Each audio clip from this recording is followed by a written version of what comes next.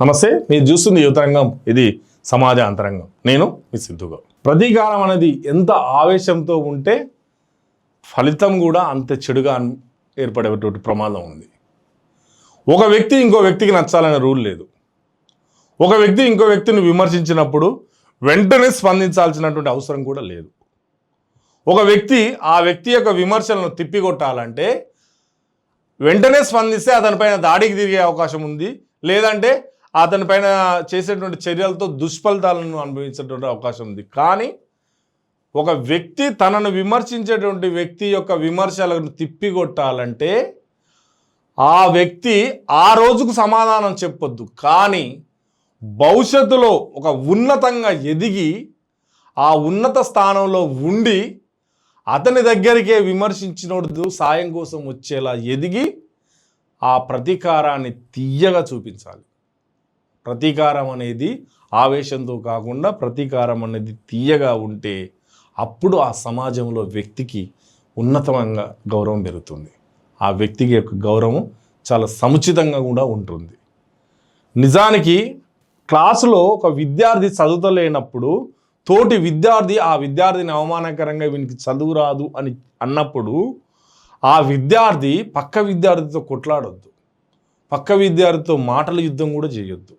ఆ విద్యార్థికి బుద్ధి చెప్పాలంటే అదే క్లాసులో కష్టపడి చదివి, ఎన్ని గంటలైనా కష్టపడి చదివి ఆ క్లాసులో ఫస్ట్ ర్యాంక్ తెచ్చినప్పుడు నిన్ను విమర్శించినటువంటి విద్యార్థి నిన్ను చప్పట్లు కొట్టడం, అభినందించడం జరుగుతుంది. దీనికి ఒక చిన్న ఉదాహరణ చెప్తా చూడండి. శ్రీకాంత్ బెంటా అనేటువంటి ఒక అంధ విద్యార్థి. అతనికి ఐఐటి చదవాలన్నటువంటి కోరిక బలంగా ఉంది. అయితే అతడు 10th క్లాస్ అయిపోయినాక ఎంపీసీ తీసుకుంటా అంటే కూడా అతని చుట్టుపక్కల వాళ్ళు విమర్శిస్తారు. అంధ విద్యార్థి నువ్వు ఎంపీసీ ఎందుకు అని అతన్ని చాలా విమర్శిస్తారు, ప్రోత్సహించరు. అయితే అయినా సరే ఎంపీసీ తీసుకొని ఇంటర్మీడియట్ పూర్తి చేస్తాడు. ఇంటర్మీడియట్ పూర్తి చేసిన తర్వాత ఐఐటి రాస్తా అంటే అతనికి ఐఐటి అవకాశం ఇవ్వాలి. కోర్టుకు వెళ్ళి ఏది చేసినా కానీ అంధ విద్యార్థికి ఐఐటి రాసుకునేటువంటి అవకాశం దొరకలేదు. దీంతో కసిగా చదివి అతను అమెరికాలో MIT అనేటువంటి కోర్సులో ర్యాంకు సాధించి సీటు కొట్టి అక్కడ MITని పూర్తి చేసిండు. MITని పూర్తి చేసినటువంటి ఆ మొదటి అంధ విద్యార్థిగా శ్రీకాంత్ బెంటా రికార్డులోకి ఎక్కాడు, అరుదైన ఘనత సాధించాడు. ఆ సీటు సాధించినప్పుడే అతన్ని విమర్శించిన నోళ్ళన్నీ కూడా మూగబోయి చేతులకు పని చెప్పి చప్పట్లు కొట్టిపి అభినందించినాయి.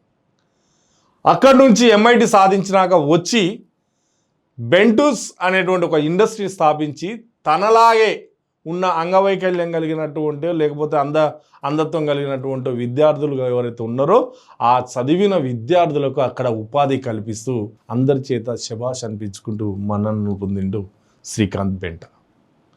చూడండి, ఆ రోజు విమర్శించినప్పుడు శ్రీకాంత్ అక్కడే ప్రతిగా విమర్శించడమో లేకపోతే ప్రతిగా కొట్లాడడమో దాడులు చేసుకోవడం జరిగితే ఇవాళ ఈ ఉన్నతంగా ఎదగకపోయేవాడు కదా, అక్కడే ఆగిపోయేవాడు కదా.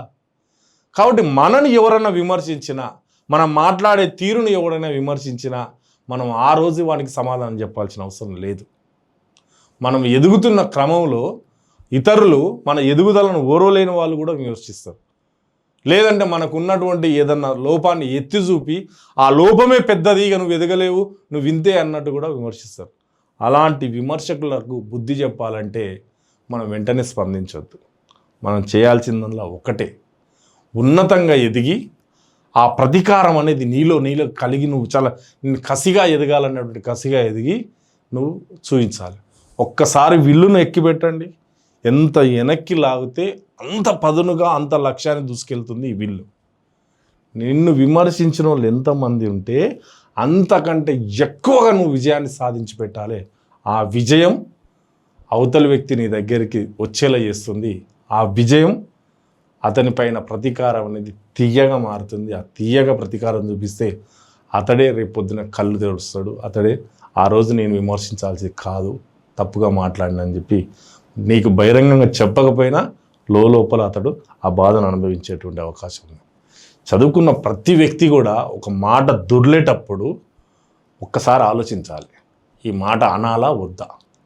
మనం మాట్లాడే మాటలో తీవ్రత ఉండొద్దు. మనం మాట్లాడిన మాటకు గౌరవం అనేది తీవ్రంగా పెరిగేటట్టు ఉండాలి. కాబట్టి నైతిక విలువలను పెంచుకుందాం, ఆ నైతిక విలువలను అనుసరిద్దాం. ఇక్కడ ప్రతీకారం అనేది ఎప్పుడు కూడా రక్తపాతం చెందించేదిగానో, లేకపోతే భౌతిక దాడులను దిగేగానో, లేకపోతే నోటి మాటలు జారేలాగానో ఉండొద్దు. ప్రతీకారం అనేది ఒక వ్యక్తి ఎదుగుదలకు ఉపయోగపడాలి. ప్రతీకారం అనేది ఒక వ్యక్తి ఎదుగుదలలో అనుకూలంగా మలుచుకునేటట్టు ఉండాలి. కాబట్టి అందరూ పాజిటివ్ కోణంలో ఉండండి, పాజిటివ్ కోణంగానే ముందుకెళ్ళండి. నమస్తే.